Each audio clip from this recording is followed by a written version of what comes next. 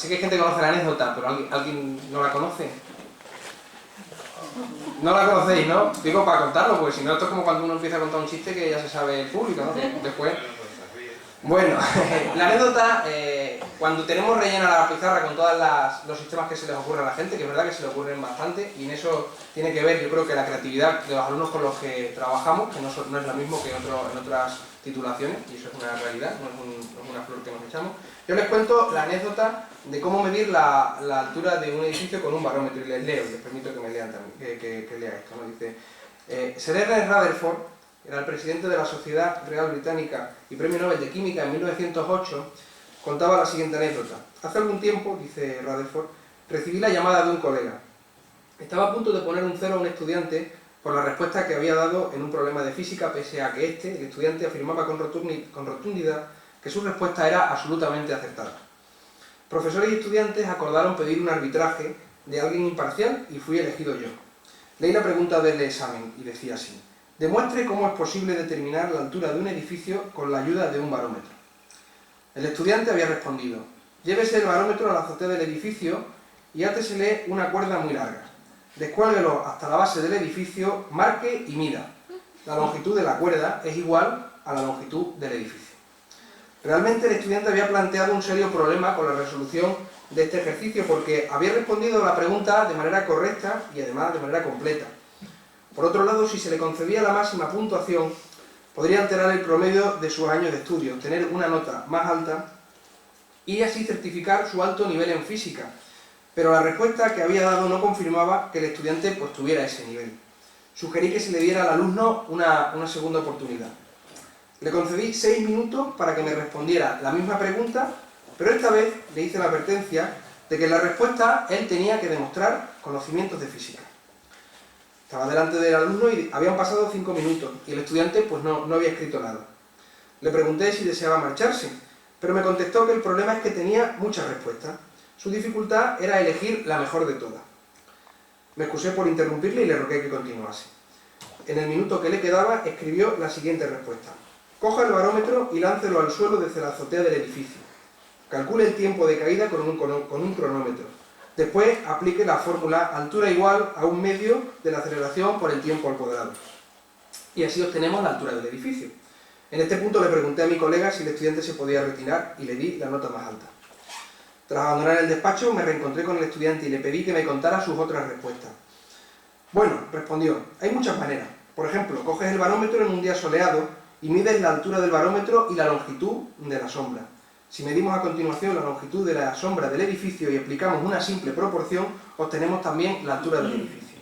Perfecto, le dije. ¿Y de otra manera? Sí, contestó. Con un procedimiento muy básico. Para medir un edificio también sirve. En este método coges el barómetro y te sitúas, el barómetro y te sitúas en las escaleras del edificio en la planta baja. Según vas subiendo las escaleras, vas marcando la altura del barómetro y cuentas el número de marcas hasta la azotea. Multiplicas al final la altura del barómetro por el número de las marcas que has hecho y ya tienes la altura. Un método muy directo. Por supuesto, si se quiere un procedimiento más sofisticado, puede atar al barómetro a una cuerda y moverlo como si fuera un péndulo. Calculamos que cuando el barómetro está a la altura de la azotea, la gravedad es cero, y si tenemos en cuenta la medida de la aceleración de la gravedad, al descender el barómetro en trayectoria circular y al pasar por la perpendicular del edificio, la diferencia de estos valores, aplicando una sencilla fórmula trigonométrica, podemos calcular la altura del edificio. En este mismo estilo de sistema, atamos el barómetro a una cuerda y lo descolgamos desde la azotea a la calle. Usándolo como un péndulo, puedes calcular la altura midiendo su periodo de precisión.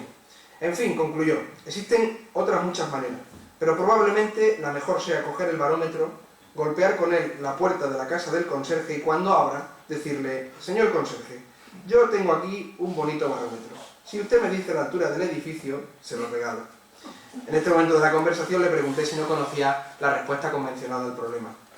La diferencia de presión marcada en un barómetro en dos lugares diferentes nos proporciona la diferencia de la altura entre estos dos lugares. Y él me dijo que sí, que la conocía, pero que durante sus estudios sus profesores habían intentado enseñarle a pensar. El estudiante se llamaba Bohr, físico danés, Nobel de Física de 1922, más conocido por ser el primero en proponer un modelo de átomo con protones y neutrones. Entonces yo les cuento esto y algunos aciertan sin saberse la anécdota. Algunos aciertan. Hombre, a lo del conserje no llega nadie, ¿eh? Pero sí que tienen esa mentalidad abierta. Entonces les decimos eso, que pueden llegar a ser pues Nobeles de física como fue. Bueno. Contamos esta anécdota porque este es un poco el planteamiento que queremos llevar en las clases en las que impartimos docencia, ¿no? O sea, enseñar a la gente a pensar y lo más importante es enseñar o transmitir que ese gusto por la ciencia es lo que tienen que llevar a las aulas de primaria, porque entendemos que es donde pueden empezar a forjarse las primeras vocaciones científicas. Bueno, pues a continuación voy a presentar quiénes somos nosotros. Nosotros somos profesores de la Facultad de Educación del Departamento de Didáctica de las Ciencias Experimentales. Y una de las características principales de los profesores de este departamento es que pues somos físicos, hay químicos, ingenieros químicos, biólogos y al contrario que mucha gente piensa, no somos ninguno, la mayoría, nadie es pedagogo al menos en nuestra área de conocimiento.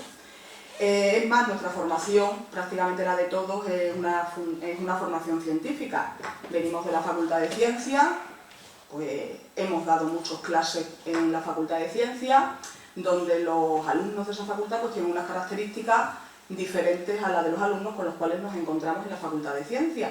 Esa característica principal es que en la Facultad de Ciencias, pues si nosotros hacemos la pregunta a nuestros alumnos de si es útil la ciencia y es necesario enseñar ciencia desde los primeros niveles, pues todos nos dicen, claro, ¿cómo no? Sin embargo, esa pregunta, si la trasladamos a la Facultad de Educación, pues no es tan obvia la respuesta. De hecho, el perfil de alumnos que nosotros nos encontramos, pues lo primero son alumnos encasillados.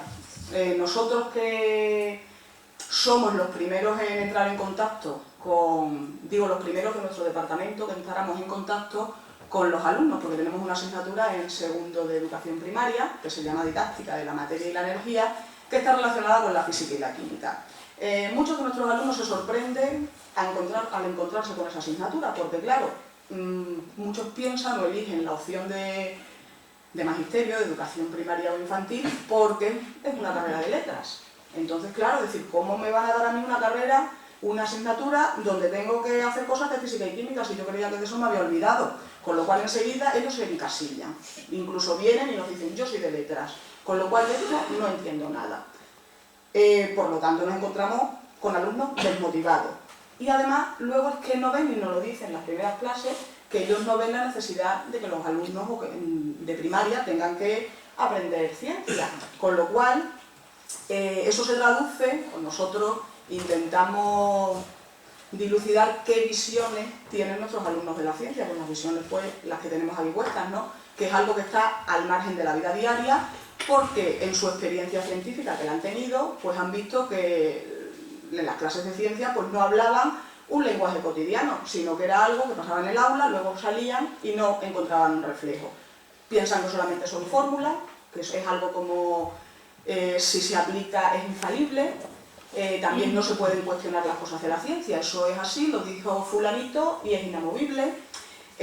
Al margen también, bueno, un poquito de la visión distorsionada que pueden tener de los científicos. Entonces, estas circunstancias,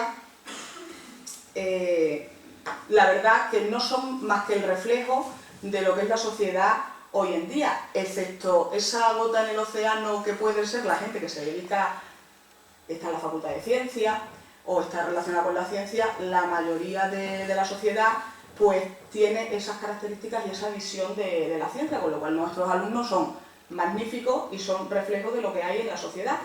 De ahí que nuestra tarea primera, en las primeras clases, que siempre de hecho hay el primer tema con el que empezamos la asignatura de Didáctica de la Materia y Energía, y por ende todas las demás relacionadas con las ciencias experimentales, es la necesidad de enseñar ciencia en la educación primaria. Tenemos que concienciar a nuestros alumnos que la ciencia es algo que está a nuestro servicio y que además nosotros lo utilizamos en el día a día muchas veces sin darnos cuenta. También que se den cuenta de que hoy en día una persona culta no es aquella que sepa leer y escribir muy bien. Una persona que esté alfabetizada tiene que estar alfabetizada en todos los aspectos, y la alfabetización científica es muy importante porque la sociedad hoy en día nos demanda que tenemos que opinar sobre qué tipos nucleares sí, nucleares no, si los alimentos transgénicos. En los medios de comunicación nos bombardean con muchos temas que para saber opinar de ellos pues tenemos que tener al menos unas nociones y una cultura científica, que es lo que nosotros intentamos que nuestros alumnos adquieran, que ellos ya la tienen, aunque no lo saben, porque cuando nosotros siempre planteamos actividades y les hacemos ver que ellos saben muchas cosas y que están preparados. Lo que pasa es que, claro, como relacionan solamente la ciencia con las ecuaciones, pues se olvidan del resto de cosas que hacen en su día a día. Por lo tanto, sobre todo, bueno, hacemos hincapié en esa alfabetización científica y no olvidemos que ellos van a ser los futuros, son formadores de los futuros ciudadanos, con lo cual, como futuros educadores, ellos tienen que poner al servicio de sus alumnos pues la educación, una educación en función de las demandas que van a tener en su sociedad futura. Por lo tanto, creemos que en ese sentido hacerlos ver que es necesario esa alfabetización científica y enseñar la ciencia desde los primeros niveles, porque como por utilizar un símil futbolístico siempre hay que empezar desde la cantera a promover este tipo de vocaciones. Y a continuación Jesús continuará. Si quiere pasar, claro. Si quiere pasar. Ay, ¿qué ha pasado? Yo les decía a los alumnos siempre, si falla el PowerPoint tenéis que ser capaces de desarrollar la charla o lo que tengáis que hacer sin la ayuda del PowerPoint, pero bueno, si una vez me pasó, pero he sido el único que he tenido que llegar a pasar. No, pero me gustaría enseñarlo, ¿verdad? Porque estamos utilizando, no lo hemos dicho, pero estamos utilizando diapositivas que empleamos en clase, entonces sí que me gustaría... Ahí está. Por ejemplo, en esta diapositiva yo se lo llevo a los alumnos, sobre todo de cuarto, para preguntarle, ¿vosotros pensáis que es fácil que una madre o que un padre lleve a sus hijos a vacunar, ¿no? Si lo único que sabe de las vacunas es que es la inyección de microorganismos patógenos o dañinos, ¿no? para las personas? Pues evidentemente la alfabetización de la que hablaba Flori facilita que la gente pues, tenga una actitud más sensata con respecto a temas como es la vacunación. O por ejemplo la cuestión del tabaquismo, ¿no? Erradicar o disminuir la incidencia del tabaquismo en los jóvenes, pues pasa muy probablemente por enseñar y por mostrar cuáles son los efectos de ese hábito en las personas. Y por ejemplo un caso muy particular que lo ponemos como ejemplo, pues eso, como anécdota curiosa, es la importancia de la higiene personal, ¿no? En el primer mundo a lo mejor lo tenemos todo muy asumido, que el lavarse las manos habitualmente pues previene de enfermedades, porque eliminamos microorganismos de las manos, ¿no? Sin embargo, pues en zonas en zonas en desarrollo en el sur, podemos ver la importancia de la educación en este sentido. Y les cuento la anécdota del Tipi-Tap. El Tipi-Tap es este instrumento que tienen ustedes en la pantalla, no sé si se aprecia bien. Es un artefacto que se ideó con una tecnología muy fácil, muy sencilla y muy sostenible. Simplemente es un bidón amarrado ahí a como a un eje, ¿no? Y entonces los niños pulsando la madera que tienen debajo consiguen que vierta agua. Entonces, como el sustituto de un grifo en zonas donde el agua corriente pues llega con ciertas dificultades.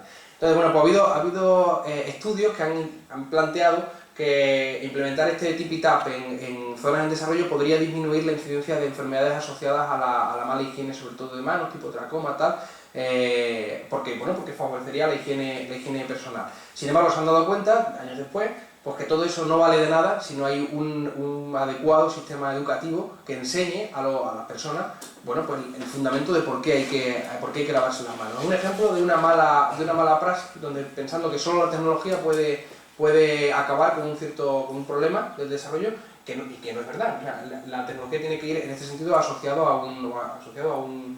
a una educación pertinente. Entonces, por eso les decimos que educar, en el fondo, no sé, nosotros pensamos que también, o sobre todo, pero educar es dar oportunidades, ¿no? Educar es dar oportunidades de desarrollo, de un desarrollo pleno. No estoy hablando del desarrollo, en el sentido de cooperación, sino el desarrollo de la persona, un desarrollo pleno, hacer personas mayores de edad, audaces, libres y capaces de hacerse cargo pues, de sus propias vidas. Por eso educar es dar oportunidad y por eso precisamente educar científicamente, alfabetizar científicamente y educar en ciencia es una necesidad que está en la ley. Y esa es el segundo gran motivo por el que hay que enseñar ciencia, es que está en la ley y nos exigen, tanto a los docentes universitarios como sobre todo a los docentes de primaria, enseñar ciencia. Enseñar ciencia. Esta siguiente diapositiva es cuando ya entramos un poquito en qué significa enseñar ciencia en primaria. Entonces nos remitimos, ustedes saben que con este modelo, el paradigma educativo de las competencias, nos remitimos a lo que llamamos la competencia, que es una de las competencias básicas de conocimiento e interacción con el mundo físico. Bueno, pues ahí tienen la definición, que la pueden encontrar en los documentos oficiales, y nosotros los ponemos a los alumnos, y claro, los alumnos lo leen, y bueno, pues se quedan un poco así. ¿Cómo se traduce eso de la habilidad para interactuar con el mundo físico, aspectos naturales, bla, bla, bla, bla? Entonces hacemos una pequeña encuesta y en clase y decimos, ¿cómo se traduce eso? Y les ponemos estas dos imágenes que tienen en la pantalla. Digo, nosotros tenemos que cultivar fundamentalmente la segunda imagen. La imagen de la niña buscando, la imagen de la curiosidad, de la inquietud, del escepticismo, del rigor científico, del no dar nada por supuesto, de no dejarse engañar, en el fondo de ser libre, ¿no? de cultivar un conocimiento que nos hace libre. Y combatir la segunda imagen, ¿no? Esa que dice que el juramento viene a ser, haga usted este juramento, ¿no? La guerra es la paz, la esclavitud es la libertad y la ignorancia es la fuerza. O sea, enseñar ciencia es combatir por todos los medios esta segunda imagen que es completamente pues, esclavizante, ¿no? de la persona. Bueno, en base a todo lo que os hemos comentado inicialmente, ahora vamos a intentar sentar las bases de en qué consisten las acciones que nosotros llevamos a cabo tanto en el aula, laboratorios, como también otras actividades de divulgación científica que realizamos. Entonces os voy a comentar un poco el informe ENCIENDE, es un informe que se realizó en el 2011. ENCIENDE es el acrónimo de Enseñanza de las Ciencias en la Didáctica Escolar para Edades Tempranas en España. Está elaborado por la Conferencia de Sociedades Científicas de España y en él se hace un análisis de la educación científica en Europa y en España. Ya desde este informe se alerta de la falta de vocaciones científicas, del desinterés, de la disminución del interés de los alumnos desde edades tempranas por la ciencia. En este informe se relaciona en parte a la enseñanza tradicional que se viene llevando en las aulas. Por lo tanto, también pues, nos dice la necesidad de intentar innovar en las formas de enseñar ciencia ya desde los primeros niveles educativos. Esto es muy importante que lo repitamos muchas veces. Siempre hay que empezar desde la cantera, y ya no solamente en primaria, sino en infantil. Desde infantil tenemos que empezar a que los niños estén en contacto con la enseñanza de la ciencia como tal. En este informe pues también hay una de las profesoras colaboradoras, Jiménez Alexander, que lo que propone es incluir actividades y tareas que demanden aplicación de los conocimientos adquiridos, establecer una conexión de los contenidos con la vida real y crear materiales didácticos innovadores. Por lo tanto, en ese sentido, nosotros les vamos a mostrar una serie de actividades que las llevamos a cabo tanto dentro del aula como en los laboratorios, también en actividades de difusión de innovación docente, y decente, las dos cosas, donde el planteamiento básico es presentar la ciencia como algo cotidiano y cercano en el mundo o en la vida que nos rodea. Sí, por eso bueno, pues hemos dividido un poco la presentación pues, como las actividades que hacemos dentro del aula, las actividades que hacemos en el laboratorio, otras cuestiones que hacemos de difusión. Trabajamos con niños, ¿no? En espacios, sobre todo con niños en edades pues eso, de 5, 6 hasta 10, 12 años, y algunas actividades de innovación docente que es las que estamos llevando. Siempre con la idea esa de plantear todo toda la ciencia como un continuo. Nosotros tenemos la obsesión esa de llevar que la gente rompa con la concepción de compartimentos estancos. Muchas veces van a ver que las actividades que nosotros proponemos en el aula mezclan conocimientos que se adquieren en distintas disciplinas, para evitar eso que pasa, que los muchachos pues se olvidan de lo que dan en matemáticas cuando tienen que aplicarlo a física, y al contrario también. Entonces, por ejemplo, en la línea esta de trabajar con cuestiones cotidianas, con cuestiones que se pueden llevar en casa, de las que pueden hablar con los amigos, depende del nivel de confianza que se tenga, ¿no? Pues les mostramos dos problemas que ponemos en la asignatura de segundo cuando tenemos que hablar, cuando tenemos que explicar el principio de Arquímedes. El primero, que lo ponemos como el problema bonito, es la gracia de este problema, lo llamamos el problema bonito o el problema del cubata, depende del público con el que estemos hablando. Es un problema muy sencillo. Supongamos, yo les digo a los chavales, supongamos que tenemos un cubata en un botellón, esos que ustedes gastan. Y entonces, en ese cubata ustedes lo tienen hasta arriba del todo, tienen enrasado al límite, un poquito más, una gota más y se derramaría. Pero claro, los cubatas tienen hielo. Entonces tienen ustedes hielos dentro, con lo cual esos hielos sobresalen porque flotan, eso ya sí lo saben, que el hielo flota en el agua lo saben. Entonces sobresalen, con lo cual, si ven el perfil del cubata, claro, hay una parte de hielo que sobresale. La pregunta es, cuando el hielo se derrita, el nivel del líquido va a quedar a ras, va a quedar como está ahora mismo, el líquido, o va a rebosar o va a quedar por debajo.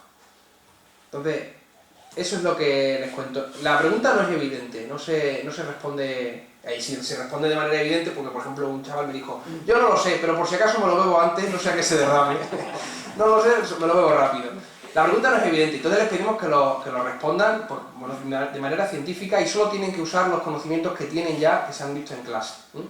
El segundo problema, por ejemplo, es el diseño de un termómetro de Galileo, que son esos dispositivos que conocen, que consiste en que la variación de la densidad del líquido que rodea esa columna de vidrio, dentro hay líquido, y entonces las bolitas van subiendo o bajando en función de la temperatura.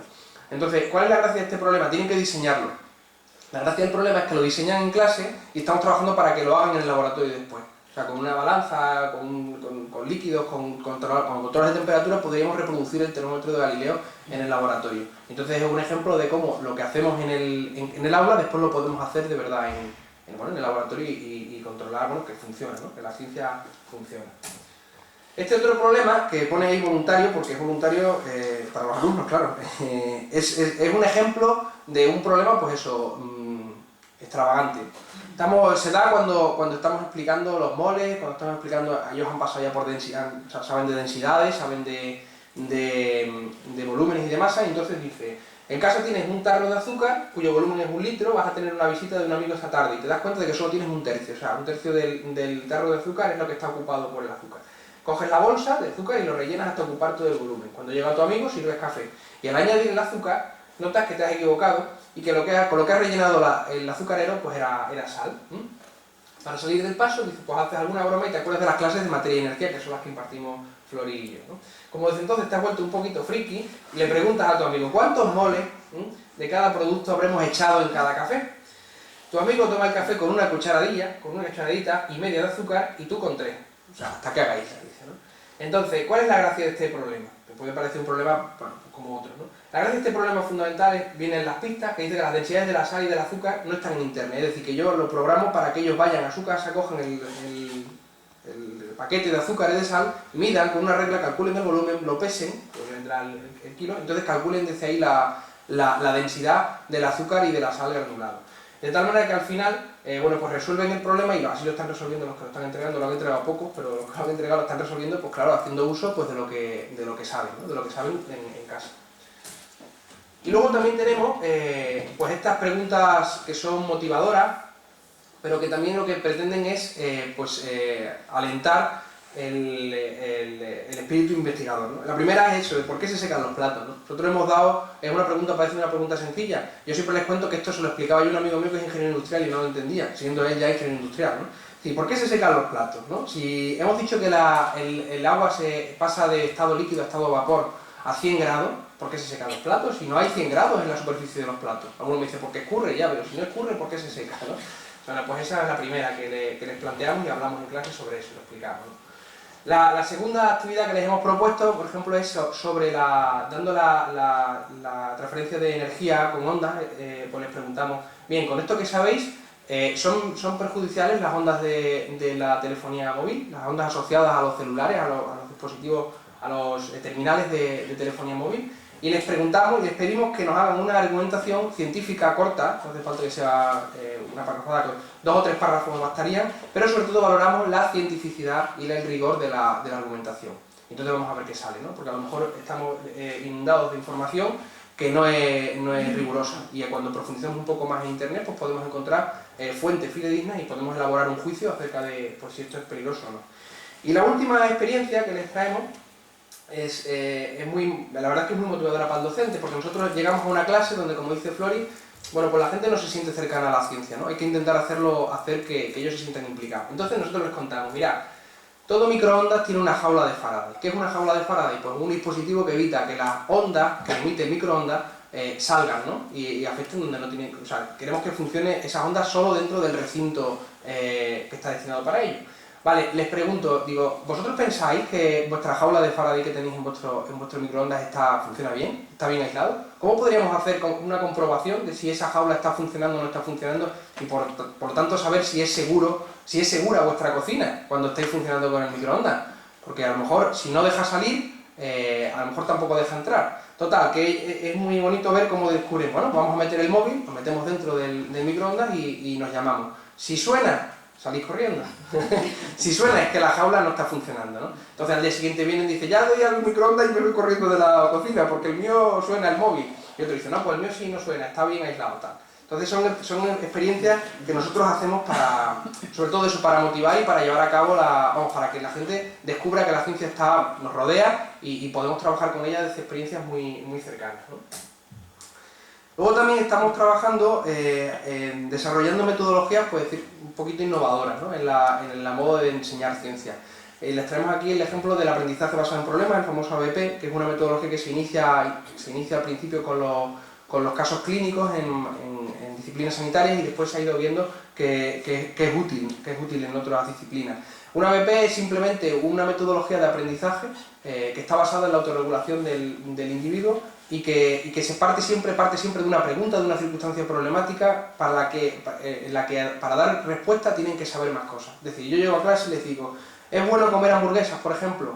Entonces, pueden decir que sí o que no, pero eso está basado en la opinión. Tienen que tener más datos para seguir respondiendo a la pregunta. Y cuantos más datos tienen, probablemente les surjan otras preguntas nuevas. Entonces, así vamos desarrollando la materia, de tal manera que son los propios alumnos los que están descubriendo qué tienen que aprender para seguir respondiendo a la pregunta que les hicimos inicialmente.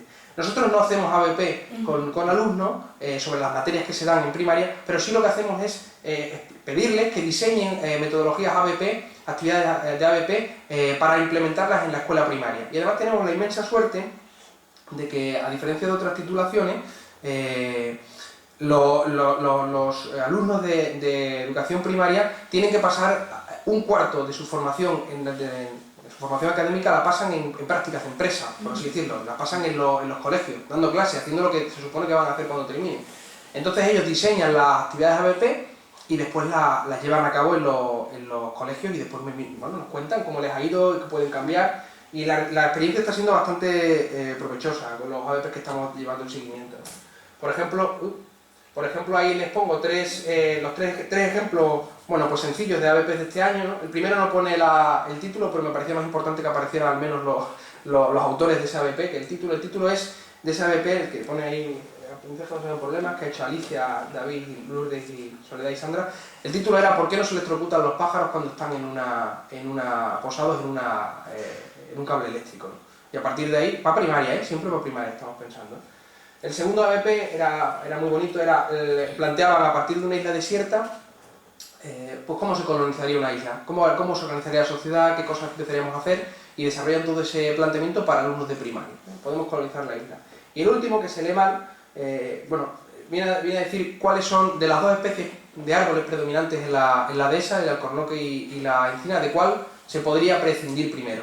Si tuviéramos que prescindir de una especie de árbol, ¿cuál sería la primera que prescindiríamos?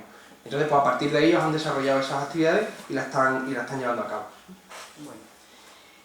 También parte de nuestras asignaturas están divididas en una parte teórica que se desarrolla en las aulas, y ya Jesús os ha explicado las cosas que se plantean a los alumnos, y hay otra parte de actividades en el laboratorio, que es la parte de seminario.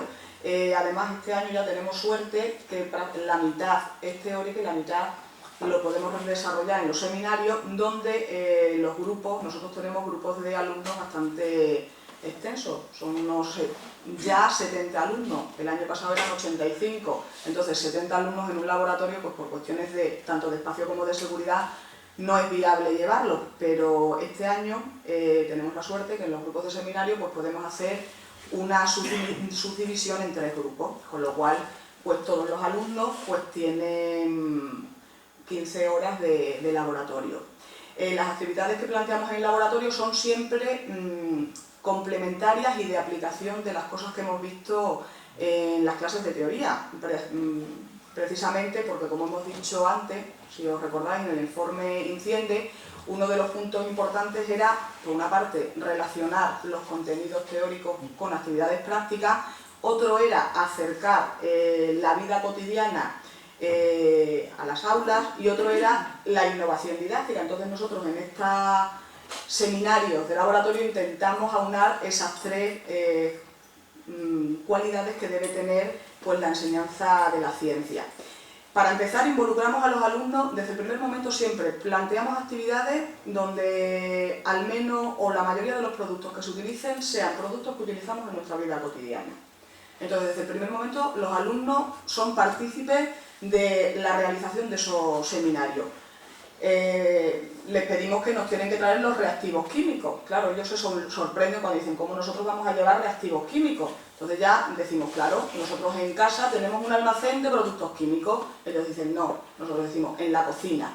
Y se quedan extrañados porque, claro, dicen, ¿cómo voy a tener yo en casa, en la cocina, productos químicos si ahí todas las cosas que hay son cosas naturales?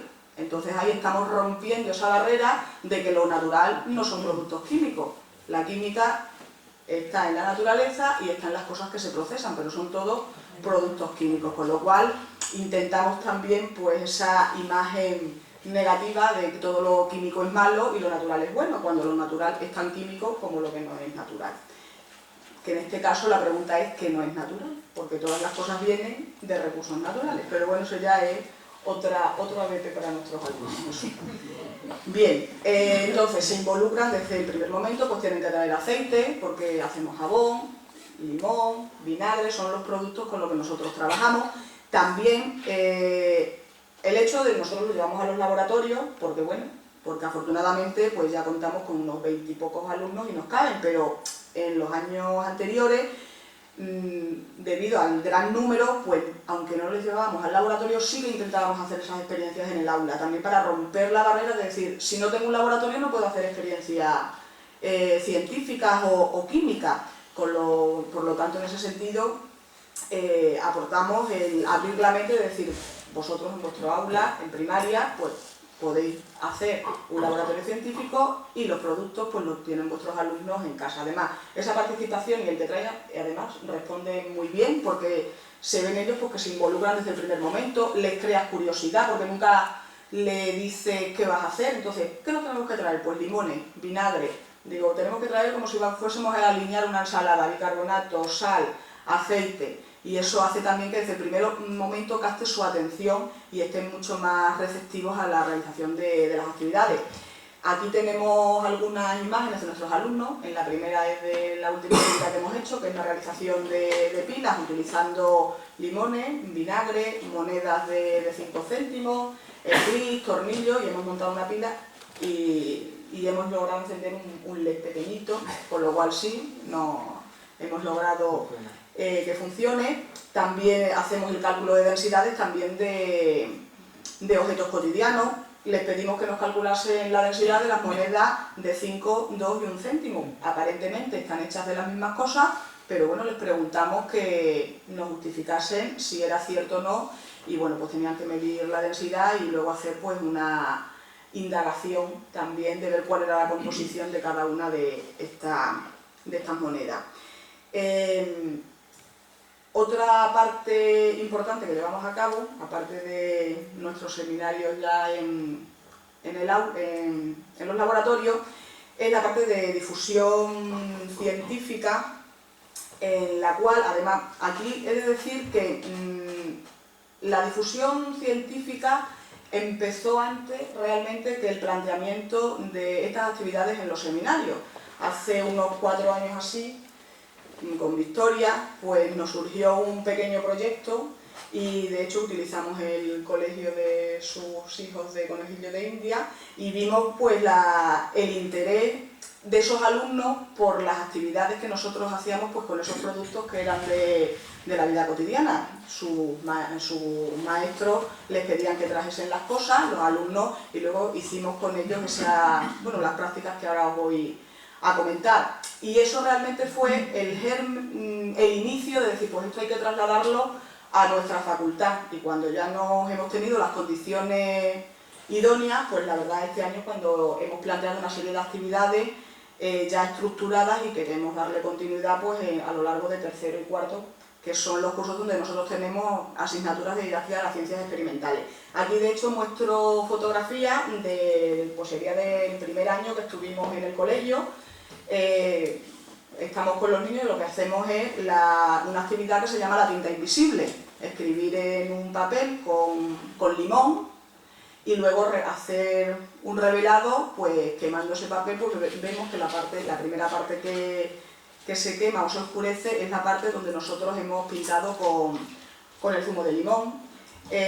Aquí también dentro de la noche de los investigadores pues tenemos la lámpara de lava, que es mezclar aceite con agua coloreada, añadir una pastilla efervescente y al poner una linterna vemos cómo la efervescencia de la pastilla hace que suba y se produce ahí una convección.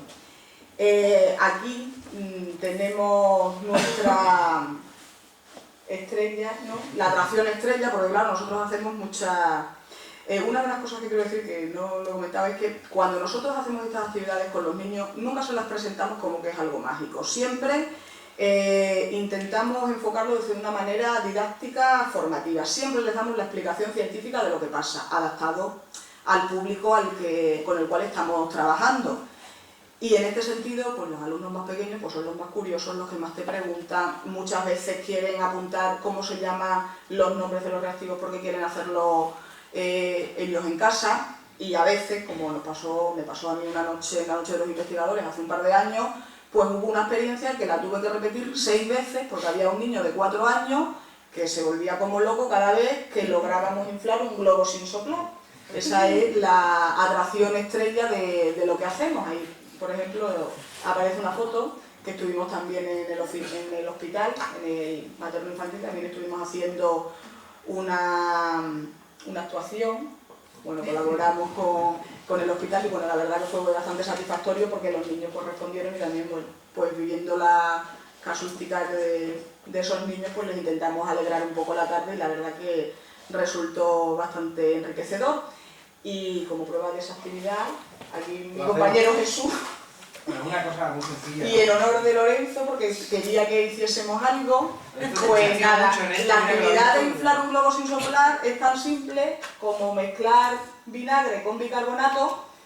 Se produce una reacción química donde se genera un gas, que es el dióxido de carbono, y lo que tenemos que intentar es que no se escape. ¿Y cómo no se escapa? Pues poniendo el globo. Entonces, esta cosa tan sencilla, pues no sé por qué, pero a los niños les llama mucho la atención. Victoria también está ahí de testigo, que también le ha tocado inflar unos cuantos de globo. Y es una manera de captar la atención desde los primeros niveles, con lo cual, bueno, pues tendremos que seguir en esta vía. La última vez que lo hicimos con los alumnos, a uno se le estalló, se llenó de... Sí, claro, esto... se llenó de... los problemas del directo. Pues eso es lo que Bueno, y luego también, aparte de nosotros, aquí en la última imagen, nuestros alumnos de cuarto, la verdad que ya ellos se implican y siempre que hay algún tipo de actividad, bien de desayunos con la ciencia, la noche de los investigadores, algunas veces que vienen colegios el señor decano nos dice pues va a venir un colegio, pues ¿por qué no hacéis alguna cosa? Pues también se implican y nos ayudan en este tipo de actividades y además para ellos es muy gratificante y para nosotros también porque sabemos que la semilla en esos alumnos está plantada y ellos van a repetir esas experiencias el día de mañana cuando estén en sus aulas dando clase. Y luego por último, he puesto investigación porque hasta ahora hemos hablado mucho de lo que es la enseñanza-aprendizaje de la ciencia, pero la enseñanza-aprendizaje de la ciencia pues no es algo que solamente sea cognitivo, sino que ahí entra en juego lo que son las emociones y las actitudes. Es decir, cuando nosotros tenemos emociones positivas respecto a algo, siempre intentamos pues, repetirlo y fomentar esa emoción y obviamente si son negativas pues limitan nuestras acciones. Con esto pues queremos decir que esas emociones influyen en la acción y en la toma de decisiones tanto de profesores como de alumnos. Entonces, desde nuestra perspectiva, bueno, esta línea de investigación se está desarrollando en nuestro departamento, en nuestro grupo de investigación, por lo menos hace ya 10 años o algo así. Hay algunos de los iniciadores que están presentes en la sala. De hecho, ya se han defendido varias tesis doctorales y están en proceso de defensa, tanto en didáctica de ciencias experimentales como matemáticas, pues de la importancia que tiene el estudio de estas emociones en la didáctica, tanto de las ciencias experimentales como de las matemáticas. Entonces, pues nosotros también tenemos curiosidad por saber qué repercusión en el plano emocional tienen las acciones que nosotros estamos haciendo con los seminarios. Ya algunos grupos ya han terminado todos los seminarios, entonces algunas de nuestras, hablo en femenino porque han sido 2 chicas las que han realizado este cuestionario, 2 chicas que están haciendo la tesis doctoral en nuestro departamento, han construido un cuestionario sencillo para evaluar cuáles son las emociones de nuestros alumnos antes y después de haber realizado esas experiencias, esas actividades. Les decíamos que las emociones antes tenían que pensar qué habían sentido en el momento en el que nosotros les dijimos que parte de la asignatura se iba a llevar a cabo en los laboratorios y que iban a tener que hacer actividades de laboratorio y experimentos y luego, pues después, una vez que han hecho pues, las 4 sesiones de laboratorio que han realizado. Entonces, se dividen las emociones en positivas, negativas y neutras. En rosa están las emociones, la media de las emociones que mostraron antes y en verde y marrón están después.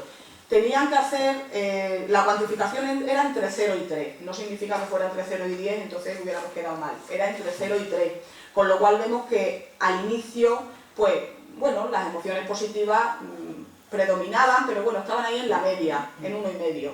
Sin embargo, pues una vez realizados los seminarios, pues todas las emociones positivas incrementaron y yo creo que hay una, que es la que más ha subido, que es la de satisfacción, que es muy importante, porque cuando ellos se sienten satisfechos por lo que han realizado, quiere decir que el día de mañana lo podrán llevar a cabo en sus aulas esta metodología. En cuanto a las negativas, pues también no eran muy altas, pero todas han bajado y sobre todo la del miedo, es la que ha conseguido una mayor reducción. Y luego también pues las neutras, en este caso admiración y sorpresa, que bueno, creo que tenían más connotaciones positivas que negativas, pues la sorpresa pues ha aumentado considerablemente, con lo cual, aparte también el cuestionario también les preguntábamos que nos dieran algún tipo de observaciones, entonces en general lo que nos han comentado, que por una parte le ha resultado muy enriquecedor, que ha complementado la teoría, pero sobre todo el hecho de en los seminarios no estábamos un profesor con 20 alumnos, sino que había 3 profesores a su disposición y esa disponibilidad estaba siempre de profesora y con 2, tanto Lina, que la tenemos en público, como Marian, que no sé si está por aquí, pues han estado siempre ayudándonos. Entonces en el momento que le surgía una duda, tener a alguien para que te la resuelva y no resolvértela de decírtela, sino de plantearte el problema y que ellos han ido construyendo su conocimiento, pues es lo que han valorado mucho. Entonces, en esta situación en la cual siempre está aumentando el número de alumnos por profesor, pues vemos que la presencia de los profesores es muy importante y que los alumnos lo valoran mucho. Y entonces, bueno, pues la verdad que, aunque son poquitos resultados, todos tenemos que seguir trabajando en ello, pues nos es grato saber que las actividades que estamos planteando pues están teniendo una repercusión y una acogida positiva entre nuestros alumnos. Y bueno, esperemos que consigamos que nuestros alumnos pues sean capaces de transmitir la ciencia con entusiasmo y que no la consideren aburrida y que no valga para nada. Es lo que intentamos hacer con este tipo de actividades. Y nada, pues gracias por su atención y si tienen alguna pregunta, pues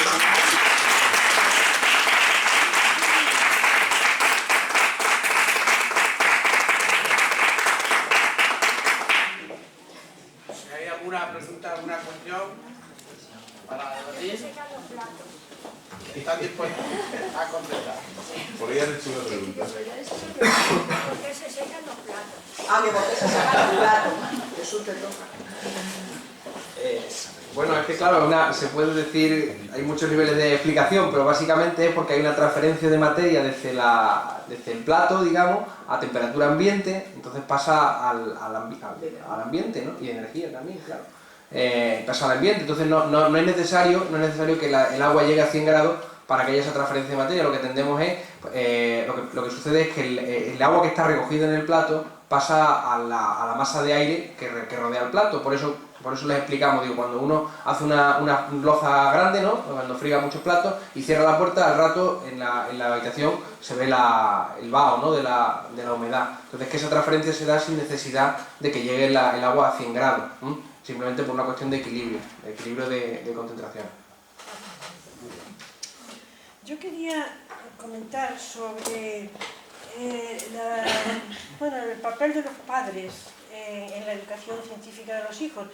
Yo he criado a mis hijos en Inglaterra y allí es muy normal, son bastante espesos los ingleses en casa, ¿no? En la cocina, una cocina inglesa, pues normalmente es una cocina llena de botes, de cacharros, de los niños que están haciendo no sé qué, unas semillas, un experimento, no sé cuántos, porque en la escuela...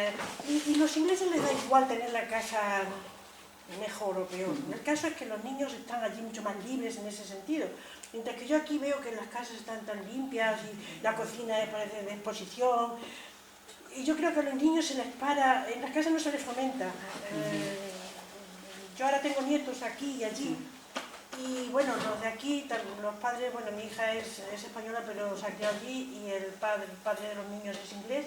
O sea que vengo precisamente ahora yo de ahí, de Cádiz, y la cocina es una cocina inglesa, llena de cacharros, de botes, de los niños que están haciendo, que no sé qué. Y yo creo que los padres jóvenes debían de fomentar ese estilo, porque obviamente Inglaterra es un país más de científicos que lo es España, yo creo, ¿no? Tiene una tradición. Sí. Claro, ahí en ese caso son como en tantas cosas. También la familia es muy importante. Pero es la sociedad, no es la familia. No, la sociedad en general, sí, a veces también es cierto que nos limitamos cuando nosotros como hemos comentado, que cuando hacemos experiencias con niños más pequeños, pues son los que más curiosidad tienen y son los que te plantean ellos. Claro, nosotros como trabajamos mezclando siempre cosas de la cocina, pues, y si en vez de utilizar bicarbonato, porque como yo lo veo en blanco y granulado, pues cuando se lo enseñas muchas veces te dicen que es sal, que es azúcar, y si en vez de bicarbonato echamos sal, echamos azúcar, entonces nosotros en vez de decirlo si sale o no sale, decimos, pues hazlo. Entonces lo que habría que, claro, dejar ese margen. Muchas veces también por desconocimiento, pues se evita que mezclen cosas, porque claro, también cuando vamos y empezamos a mezclar cosas, lo primero que te preguntan, ¿va a explotar? Entonces, cuando dice, vamos a hacer algo de química, vamos a mezclar, va a explotar, también pensamos, o se tiene esa idea de que siempre que mezclamos algo va a explotar. Entonces, a lo mejor ese miedo, porque por desconocimiento, pues dicen, pero bueno, eso es cuestión, claro, de dejar un poco a los niños más libertad, pero claro. Sí. Eso también es cuestión de, como has comentado, de lo que es la cultura ya social y de tantos años arraigada. Es muy importante. Con lo cual eso es que la cocina es un laboratorio, que no tiene que estar siempre limpísima. La cocina, el cuarto de baño, los botiquines, nosotros nos surtimos de... Esos son nuestros almacenes, porque también los pedimos que traigan alcohol, acetona, pues cosas que tenemos en nuestra casa y claro, pues también a veces por ese desconocimiento decir, no, a ver si esto va a ser algo también los prevenimos, no puede, porque claro, ellos también, otra cosa que te preguntan, ¿se puede comer? No, hay que advertirlo, aunque sean cosas que utilizamos, no se puede comer, hay que estar siempre también con un adulto, vigilado, siempre trabajamos con cosas que no son peligrosas, y si son peligrosas, pues muchas veces trabajamos a lo mejor con agua oxigenada, que es lo que aunque está en nuestras casas, pero bueno, hay que, es más, nos puede, tampoco, bueno, si trabajamos con el agua oxigenada que tenemos en casa no nos va a producir grandes males, pero bueno, siempre intentamos advertir. Claro, pero que se y claro, y ahí ya pues sería un cambio de la sociedad en general. Claro. Sí. Y, por ejemplo, en el informe PISA, que siempre España Sí. tiene tan malos resultados, ¿habéis hecho estudios, los que os dedicáis a estas cosas, comparar cómo es la formación científica en otros países, comparada con cómo es en España? ¿Habéis, bueno, no sé, alguien ha investigado y habéis leído o habéis hecho vosotros? Yo creo que, vamos, estudios ahora mismo los tenemos, ¿lo creéis? Aquí hay gente que puede contestar también, ¿no? No, yo creo que tiene más que ver también con la tradición, como usted dice, ¿no? Y porque al final nosotros lo que vemos es que los alumnos con los que trabajamos son fiel reflejo de los adultos, realmente. Es decir, una persona con 24 años que me preguntaba, no sabía si la corriente que le llegaba a casa era, bueno, alterna continua ni de broma, ¿no? Y el voltaje ya, vamos, sería para nota, ¿no? Entonces quiero decir que al final una persona con 24 años que no sabe si le llega a 230 o 125, pues ya de una manera está indicando pues que lo que se masca un poco en el ambiente, ¿no? No, pero luego también en parte lo de los informes PISA, que claro, lo ponen, son las mismas cuestiones para todos. El problema muchas veces no es que los alumnos no lo sepan, es que la manera en la cual se presentan las preguntas no están habituados.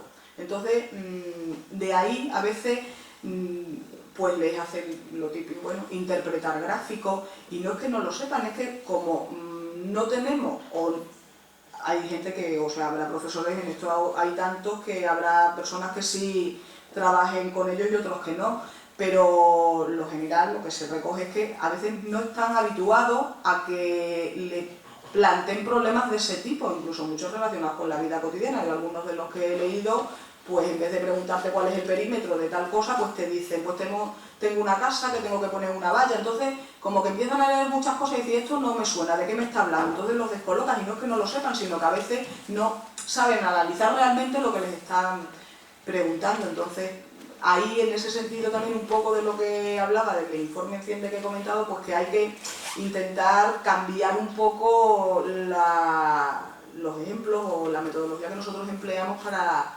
explicar ciertas cosas, ¿no? Intentar, bueno, poco a poco, esto no se consigue de un año a otro, ¿no? Pero va un poco en ese sentido, porque claro, nosotros leemos el informe y decimos, bueno, es fácil. Bueno, en primer lugar quiero agradeceros el trabajo que estáis haciendo sobre ciencia, porque mi percepción, yo he trabajado en las escuelas, es que en nuestro país, en contra de lo que alguna autoridad ha dicho, por ejemplo, es impresentable que haya niños en la escuela que no sepan quién fue Carlos V. Creo que sí, que es impresentable y que se debería saber.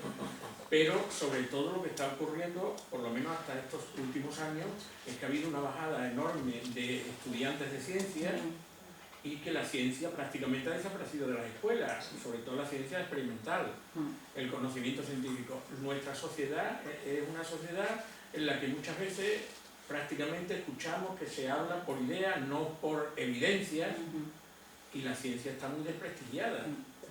Cuando la ciencia es la base de la tecnología y el avance, la base del avance científico, ¿no? Hemos tenido algunos grandes científicos, pero en general está muy desprestigiada. Entonces el trabajo que estáis haciendo para llevarlo a la escuela me parece sumamente importante e interesante, porque pienso que en nuestro país, si falla la educación, está fallando más, hasta ahora ha fallado más la educación científica, y de ahí que haya una disminución de alumnos en las carreras científicas, y eso para el futuro es muy negativo para nuestro país. Claro. Y más encima, si eso se une, que aquellos que salen bien formados científicamente se van al extranjero, entonces ya paga y bajo. Pues sí, esa es la realidad. Entonces es un problema muy grave, me parece a mí, de este país a largo plazo. Entonces empezar por la escuela me parece algo muy, muy, muy importante. Entonces lo agradezco. Por decir algo más, cuando yo estuve al principio trabajando en la escuela, había un librito que editaba la UNESCO, se llama Manual de la UNESCO para la enseñanza de la ciencia. Estaba hecho de cara al tercer mundo. A mí me servía mucho porque entonces en las escuelas no había materiales y eran materiales de fortuna lo que se cogía para hacer experiencia, era muy interesante, pero después lo he ido a buscar otra vez y no lo he encontrado más ese libro, por lo menos editado ahora, no lo he encontrado. Que era un libro interesante de cara al tercer mundo y a escuelas que no tuvieran mucha educación, venían muchas clases de experimentos. Y en aquel entonces existían unos paquetes de una empresa que se llamaba Enosa, que era una empresa nacional, porque entonces había muchas empresas públicas, y que traían experiencias de óptica, de movimiento, de electricidad, en fin, todo lo necesario para hacer esos experimentos. Y era muy interesante, pero eso desapareció y no se sabe más. Y hace falta otra vez volver a hacer esa experiencia y vosotros, me parece interesantísimo lo que estáis haciendo. Os felicito. Aquí, bueno, quiero decir que yo, bueno, de formación soy química y él es ingeniero químico, y Guadalupe Martínez, que es la compañera que no ha podido venir, es la parte física, y ella nos hubiera presentado, la verdad, muchas experiencias que ha realizado con sus alumnos de maquetas, de reproducciones, y nos ha quedado un poquito cojo la parte de física, que me acuerdo cuando usted ha hecho relación a ese tipo, digo, porque esas son las cosas con las que trabaja Guadalupe en la asignatura que tenemos en cuarto. Y bueno, nosotros desde aquí, el intentar enfocar la ciencia desde un punto de vista más cercano y más cotidiano es precisamente porque, claro, como comentaba antes, al venir de disciplinas científicas puras, pues no tuvimos ese problema, y cuando vienes aquí, pues claro, nosotros queremos que nuestros alumnos, porque como vemos la importancia que tienen, queremos transmitírselo a los alumnos e intentar hacerlo, y hemos pensado que la manera de hacerlo es acercarnos la ciencia a ellos y hablar de ciencia de una manera cotidiana y en nuestras aulas o en la calle, porque muchas de las experiencias también tienen que salir a la calle a realizarlas. Entonces, bueno, intentemos poner nuestro granito de arena y seguir. Bueno, nosotros los años que estemos aquí, si sigue teniendo frutos, pues seguiremos haciéndolo así y mejorándolo, porque esto es un primer intento y bueno, pues iremos cambiando cosas y aumentando y mejorando. ¿Tenéis escrito algún manual nuevo o pensáis escribirlo? Estamos en ello. Sí, porque realmente ha sido, llevamos haciendo estas cosas 3 años, pero ahora es cuando ya nos estamos poniendo a realizar un manual, a sintetizarlo, y sí que, sobre todo, bueno, por nosotros, para facilitarnos nuestra labor, y bueno, también para aquellos que lo quieran realizar, bueno, pues lo tienen ahí. Una cuestión más. Pues darle las gracias. Nos ha quedado con la preocupación. ¿Quieres hacer una? Nos ha quedado con la preocupación si cuando encendemos el microondas tenemos que estar en la cocina o salir de allí. ¿Podéis probar? Probarlo con el móvil. Importante, no darle al temporizador. Cuando ha dicho eso, digo, importante, digo, solo entrar y cerrar la puerta, digo, no dar al temporizador, que entonces a lo mejor no suena más. Bueno, yo creo que es interesante y es reflejo del trabajo que están haciendo en ciencias experimentales en el Departamento de Ciencias y las Ciencias Experimentales de las Matemáticas de la Facultad de Educación. Y bueno, queremos seguir continuando. Os recuerdo que el día 12 hay otra conferencia sobre los charcos, los bichos que hay en los charcos, que parece mentira como en un charco puede haber tanto bicho. Y ese será el objetivo, ¿no? Y la idea, como decía al principio, es pues bueno, seguir promocionando, a ver si somos capaces de que en algún momento pronto seamos capaces de crear en Badajoz un espacio dedicado justamente a la divulgación de la ciencia. Porque una de las cosas que nos separan de muchas ciudades donde la ciencia está más avanzada es que los niños desde pequeños tienen la posibilidad de ir a espacios públicos donde este tipo de cosas se vislumbra, se ve, se visualiza y se puede ir aprendiendo, y la curiosidad le guía. Y aquí por esta zona pues no lo tenemos. Ese es uno de los objetivos que tenemos aquí en la económica, ¿no? Bueno, pues muchas gracias por la intervención, gracias por el contenido y a seguir trabajando. Muchas gracias. Gracias.